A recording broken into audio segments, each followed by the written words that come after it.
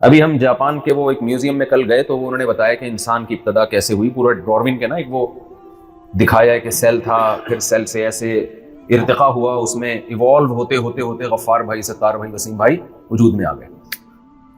تو جب ہمارے بچے اور ہماری ینگ جنریشن یہ منظر دیکھتی ہے کہ یار جاپان کے لوگ چھوڑو تو نہیں ہیں, اتنے بڑے بڑے فلاسفر ہیں, اتنے بڑے بڑے سائنٹسٹ ہیں, یہ جھوٹ نہیں بول سکتے, یہ جب دکھا رہے ہیں تو یقیناً ایسا ہی ہوگا. میں سمجھا پا رہا ہوں اپنی بات کہ آٹومیٹیکلی خود بخود ایک سیل تھا جو ہوتے ہوتے کروڑوں اربوں سال میں بن گیا. تو یہ بات خوب سمجھ لیں کہ چاہے جاپان کے سائنسدان ہو یا کچھ بھی ہو, سائنس میں دو چیزیں ہوتی ہیں, تھیوری ہوتی ہے, ایک تحقیق ہوتی ہے. تحقیق مشاہدے پر مبنی ہوتی ہے, تجربات پر مبنی ہوتی ہے. وہ ایسے جیسے اپنی دونوں آنکھوں سے آپ نے ایک عمل دیکھ لیا ہو, اس کا انکار ممکن نہیں ہے. کچھ تھیوریز ہوتی ہیں, نظریے ہوتے ہیں, فرضی چیزیں ہوتی ہیں کہ مے بی ہو سکتا ہے ایسے ہوا ہو.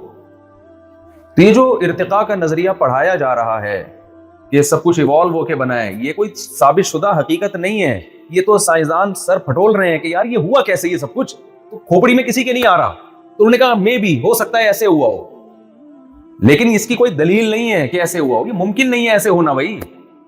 تبھی ڈاروین نے جو یہ کہا تھا نا کہ کائنات اس طرح سے, یہ جو انسان اس طرح سے بنا ہے, اس نے یہ نہیں کہا تھا اس طرح سے بنا ہے, اس نے کہا تھا کہ اگر خدا نہ ہو, فرض کر لیا جائے کہ خدا نہیں ہے, تو ممکن ہے اس طرح سے بنے ہوں. اس سے زیادہ اس تھیوری کی کوئی حیثیت, اچھا میرے سینٹنس کمپلیٹ کر دیا کریں, اس سے زیادہ اس نظریے کی کوئی حیثیت نہیں ہے کہ ہو سکتا ہے. لیکن اس پہ اتنے بڑے بڑے اشکال ہے کہ یار ایسا اتفاق ایک سیل وجود میں نہیں آ سکتا خود بخود, ایک سیل اتنی پیچیدہ اس کے اجزائے ترکیبی ہیں. تھوڑی گاڑی اردو استعمال کر رہا ہوں, اب میں کیسے اس کو سمجھاؤں, یعنی اس کو جو کمبینیشن ہے نا وہ مختلف اجزاء کا, مختلف ایلیمنٹس کا, مختلف عناصر کا, وہ اتنی خوبصورت ترتیب ہے کہ اربوں کھربوں سال میں ایک سیل آٹومیٹیکلی وجود میں نہیں آ سکتا. یعنی ایک خوبصورت سی تلوار یا ایک چاقو, اس میں جو ایلیمنٹ جس ترتیب سے جڑے ہیں وہ ترتیب اتنی پیچیدہ نہیں ہے جتنی ایک سیل کی ہے. تو ایک چاقو آج تک آٹومیٹیکلی وجود میں نہیں آیا, ایک تلوار وجود میں نہیں آئی, کھربوں سال میں بھی وجود میں نہیں آئی, تو یہ کیسے وجود میں آ سکتا ہے؟ تو اللہ تعالیٰ نے بتایا کہ میں نے تمہیں بنایا. هل اتى على الانسان حين من الدهر لم يكن شيئا مذكورا انا خلقنا الانسان من نطفة امشاج. کیا زبردست بات کی ہے. قرآن کہتا ہے کہ میں نے تمہارے پانی کو, جس سے تم بنے ہو, جس کو آج کی اصطلاح میں اسپم کہا جاتا ہے, منی کہا جاتا ہے, پانی کا قطرہ کہا جاتا ہے, یہ زمین سے مختلف چیزوں کا نچوڑ, مختلف چیزوں کا ایک خاص ترتیب سے میں نے اس کو جمع کر دیا والدین کے اسپم میں, والدین میں جمع کر کے یہ بنایا میں نے. تھوڑے دنوں میں, زیادہ ٹائم نہیں لگتا اس میں. والدین خوراک کھاتے ہیں, یا تو وہ سبزی ہوگی یا وہ گوشت ہوگا. ان سب کی اصل کہاں ہے؟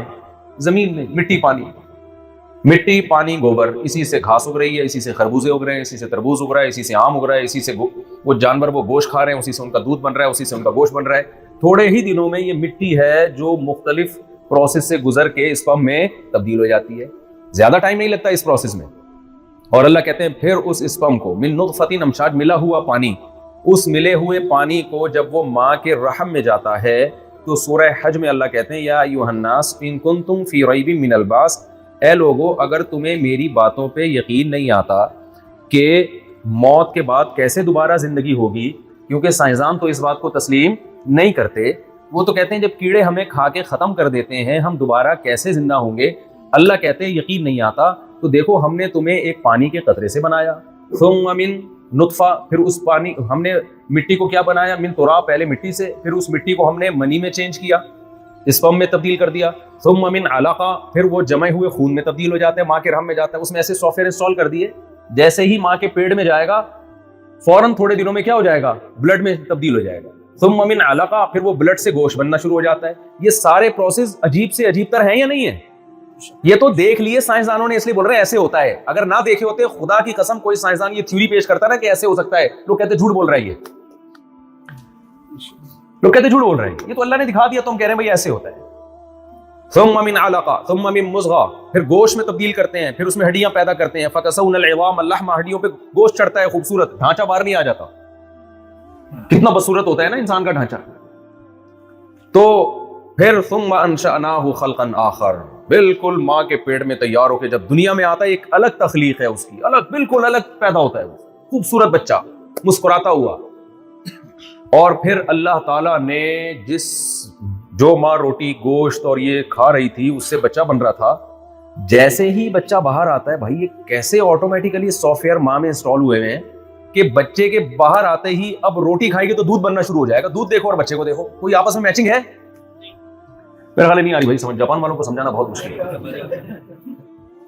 بات جاپان میں سمجھانا میرا خیال ہے لاجک کی بات کرتے ہیں نا، یہ لاجک کی بات کرو، یہ جاپان ہے تو لاجک کی تو بات کر رہا ہوں میں. اللہ کا وجود لاجک سے ثابت ہے، اس کا انکار ان لاجیکل ہے. کتنی چیزیں فرض کرو گے بھائی یہ آٹومیٹیکلی، فرض کہاں تک کرے انسان؟ آپ مجھ سے پوچھ رہے ہیں صاحب یہاں تک کیسے پہنچے؟ جہاز سے پہنچے؟ میں نے آپ کو ٹرین سے پہنچے؟ نہیں جی کراچی سے ٹرین میں بھی نہیں ہے، کون آ سکتا؟ پیدل آئے؟ نہیں بھائی کیسے آئے؟ کوئی مجھے اٹھا کے لے آیا؟ تو بھائی نہیں ہوتا یار، ایسے نہیں ہوتا آٹومیٹیکلی، ہر چیز کی ایک لاجک ہوتی ہے. صرف اللہ وہ ذات ہے جو کچھ کرنے میں کسی لاجک کی محتاج نہیں ہے. مادے کے لیے لاجک کی ضرورت ہے، اللہ کے لیے ضرورت نہیں ہے، ورنہ مادے نے پیدا کیسے کر لیا اپنے آپ کو؟ ام خلقوا من غیر شیء ام هم الخالقون. قرآن کہتا ہے خود بخود بن گئے یا تم نے خود اپنے آپ کو بنایا ہے؟ کتنا زبردست سوال کیا قرآن نے، خود بخود کیسے بن گئے؟ جو سوال قرآن نے کیا تھا جس کا کافر کبھی جواب نہیں دے سکتا تھا، آج کافر نے اس کا کہہ دیا کہ ہاں خود بخود بنے. یہ اتنا بڑا لطیفہ ہے.